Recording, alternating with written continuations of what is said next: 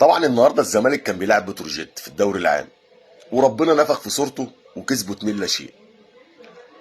فلقيت لقطه كده حصلت في المباراه، لقطه يعني غريبه. بيتجات الزمالك كلها بتتكلم عنها، ورضا عبد العال بيتكلم عن اللقطه دي والرموز بتاع نادي الزمالك والاعلاميين والدنيا خربانه. انا لقيت صوره في البدايه، يعني وانا بقلب لقيت صوره لادم كايد وهو بيعمل الكره بكعب رجله، بس هو طاير في الهواء. انا ما اعرفش بقى اللقطه دي في ايه بالظبط، ايه اللي حصل. لقيت لك رضا عبد العال في الفيديو بيقول لك ايه، ان ادم كايد الكعب اللي عمله ده، والله لو كان امام عاشور عمل الكعب ده كان عملوا له تمثال جنب الراحل صالح سليم في النادي الاهلي.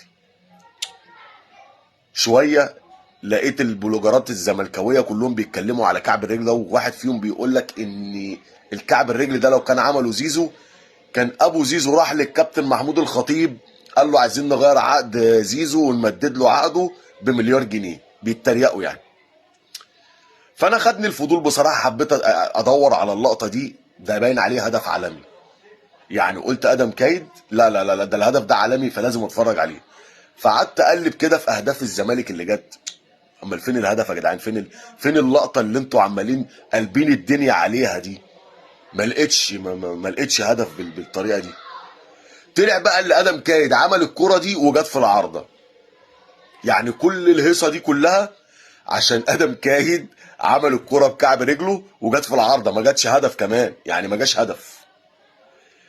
الناس دي طيبين قوي يا خال، بيحتفلوا بكعب رجل.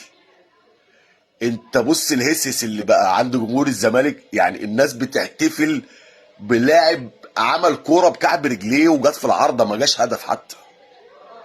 فالناس دي وصلت مرحله